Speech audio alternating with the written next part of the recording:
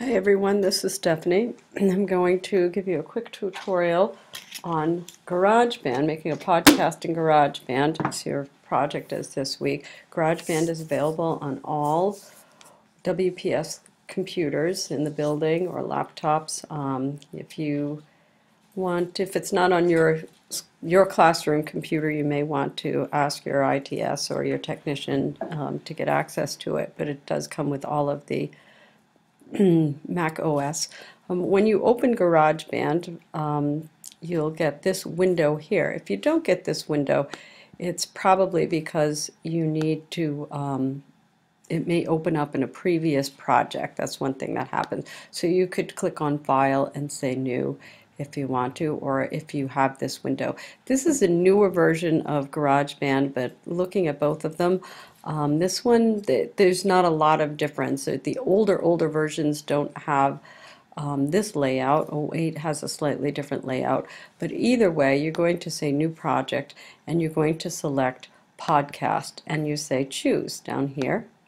And once you get that, you're going to get this here. And it's always good to name your GarageBand asks you to name your project first.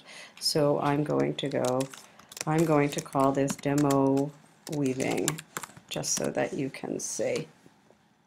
Now, this doesn't take very long to create a podcast. The trick is having all of your files ready to go. I'm going to close out everything here. Let me see if I can make my window a little smaller so everything fits in and you can see it. Whoops, sorry about that. And I want to try to get as much on the screen as possible. There we go.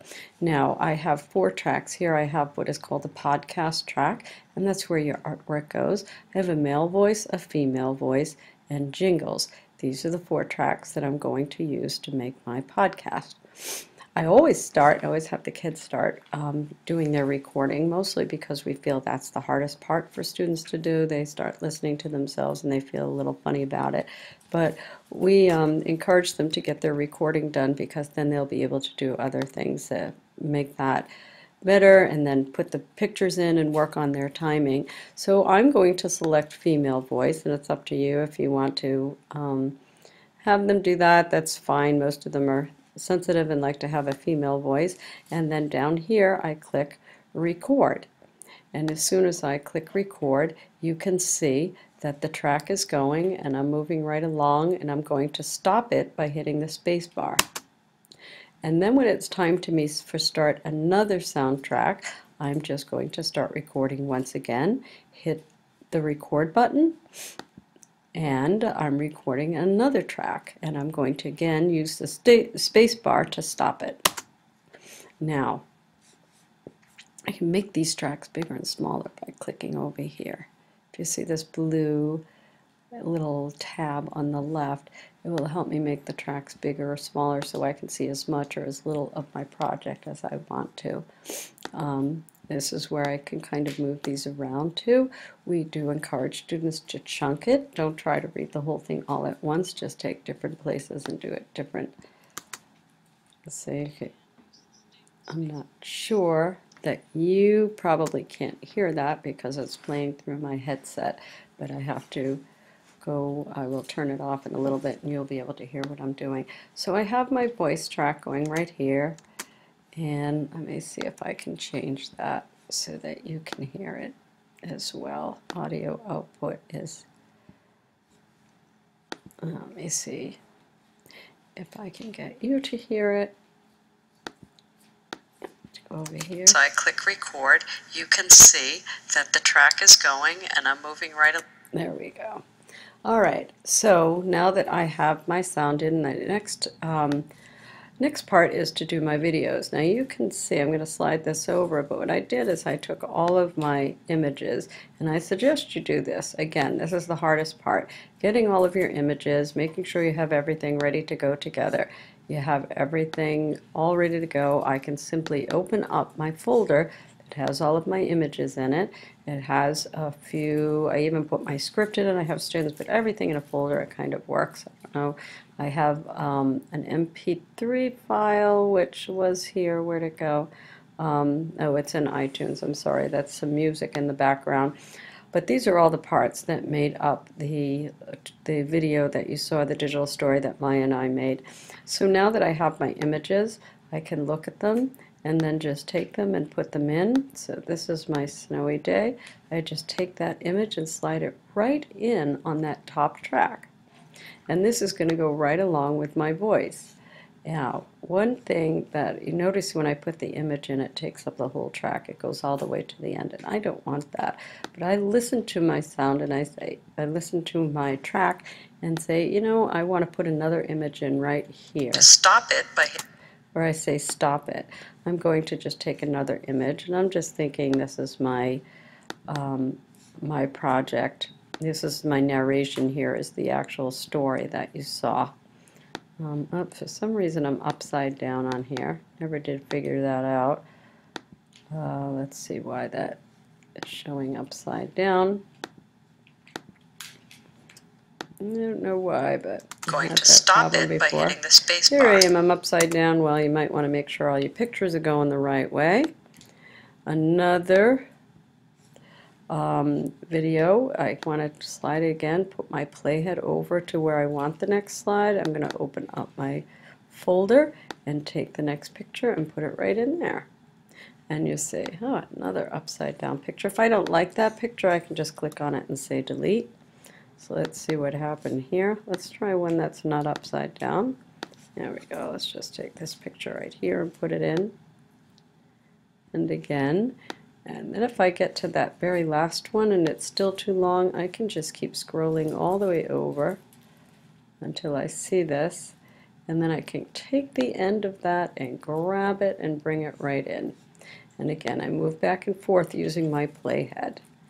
It's the playhead right here, and I can take this picture and move it back in. So now I have my sound and my images, and I'm listening and I'm watching the pictures. So I click record, you can see that the track is going and I'm moving right along, and I'm going to stop it by hitting the space bar. Okay, so I have that. Now the third piece you might want to do is either put in some music or sound effects. Of course, this is what we leave for the end for many students, because once you show them sound effects, they get very excited and they don't want to really do an awful lot more.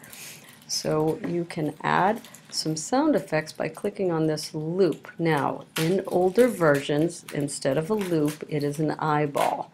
So you're going to click on the eyeball in an older version. They have recently changed that to a loop. And then I could kind of take just about anything. I'm going to lean here and hope you can hear some of what's happening here. I can go in and I can put some, try a little bit of music.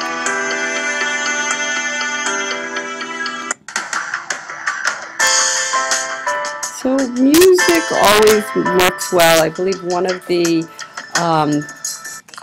additional resources that I had for you talks about why music is important, and music just kind of gives a little ambiance and it makes it sound good. So I can, let's see, Buddy.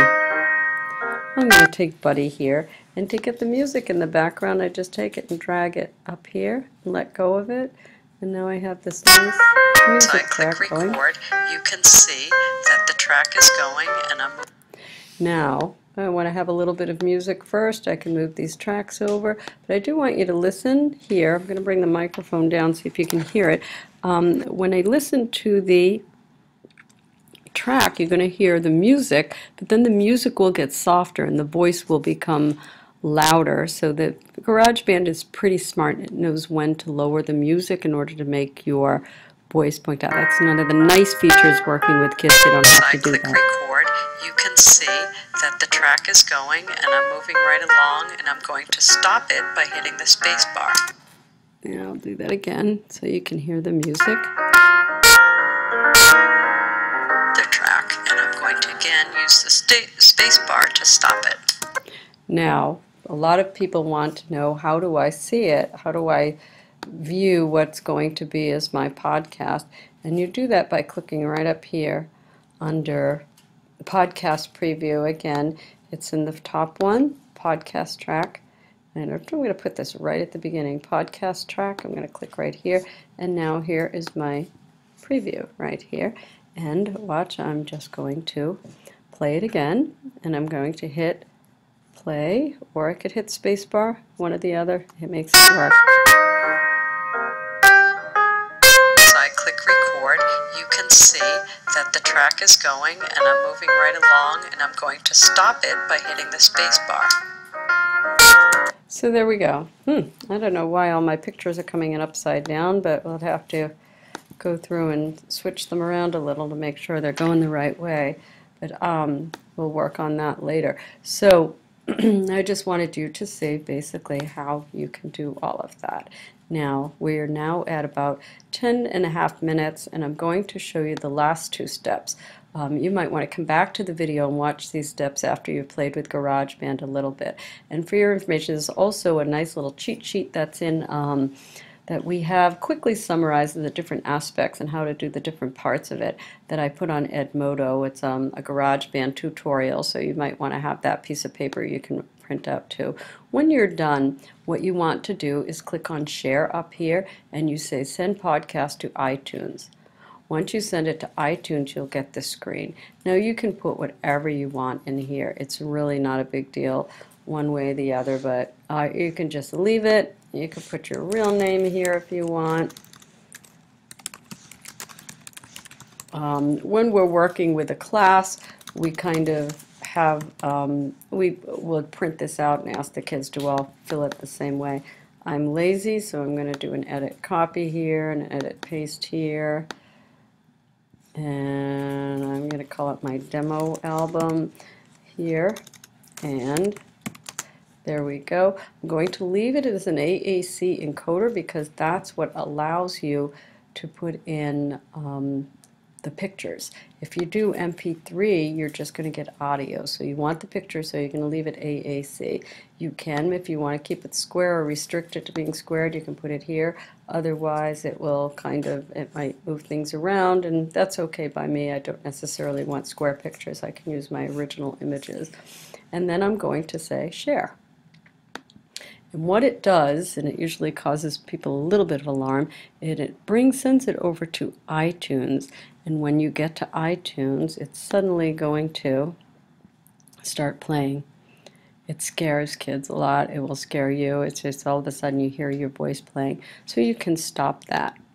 And that's where it is. It now just went to iTunes, and the next tutorial is going to show you how to get your video off of iTunes and onto the wiki where we're all going to turn in your podcasts. So that's what we have. Again, any questions, let me know, but that's pretty much how GarageBand works. It's that quick and easy to make a nice little digital story. And I'm going to stop here, and we'll pick up later when we go to post it.